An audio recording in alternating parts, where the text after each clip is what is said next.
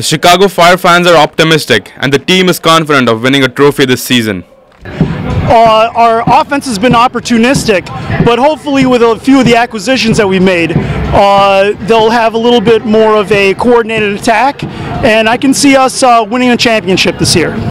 Matthew Chandler works as a digital media specialist and he talked about what he thought of the Fire. We feel we have a very strong foundation as a whole with the team, and we feel Logan Paus is the right man to captain us to the playoffs.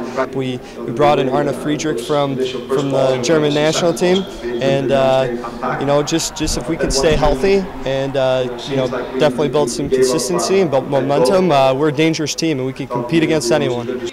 Fire signed Arne Friedrich, the veteran German defender who has represented his country on 82 occasions, including the 2010 FIFA World Cup. Arne Friedrich!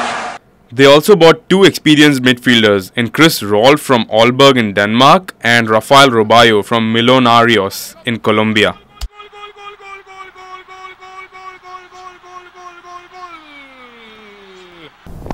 When it came to sports and Chicago, you always thought of the Bulls, the Bears, or the Blackhawks. But now there's a new team in town which has caught the imagination of the Chicagoans, the Chicago Fire. From its humble beginnings in 1997, the Chicago Fire has built a solid foundation and a huge fan base. It has become a major force to reckon with in the Major League Soccer. No, they didn't touch his shorts. They didn't touch his shorts, like you said to Mikey. They didn't touch his shorts. Coach Frank Klopas talked about the team's much better start to this year's championship compared to the last year. I think that overall we've been consistent. We've won matches on the road, and I think we're stronger at home. So I think more than anything as a team, I think you're looking to improve over more from a focus standpoint and the team to be consistent throughout the 90 minutes in the game. Chris Rolf, one of the three signings made by the Fire, talked about his experience playing in Denmark and in the MLS. On the field, the style of play was a little bit different. The teams over there, they play with a little bit more control, I guess. Here it's more fast-paced and athletic. Coach Frank Klopas then talked about the scouting policy of Chicago Fire.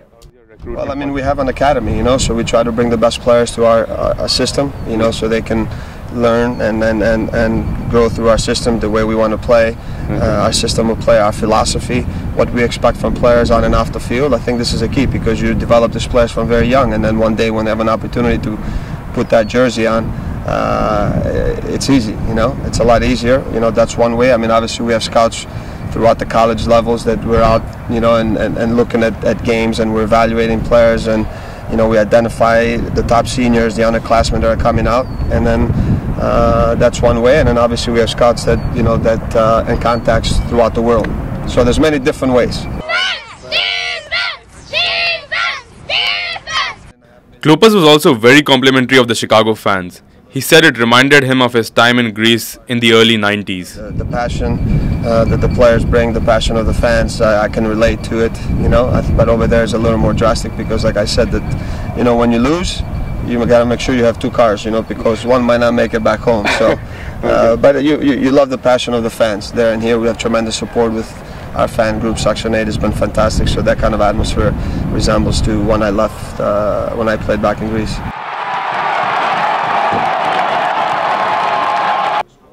Chandler then talked about the impact that social media has had on fan interaction. I have to say the biggest thing is feedback. Back in the past when you didn't have these social media platforms, you would have to get feedback from your fans, whether it was through secret shoppers or surveys. And yes, you could still do those, but now that you have social media, you're posting this content for everybody online, and you're receiving the immediate feedback. You're seeing how fans feel in real time. You're giving them an outlet to talk.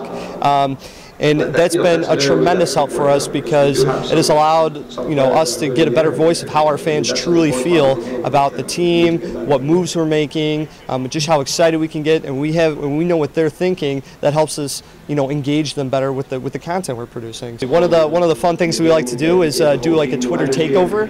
So what we'll do is we'll promote that. Oh, hey, we do this a lot in the off season when our players have more time.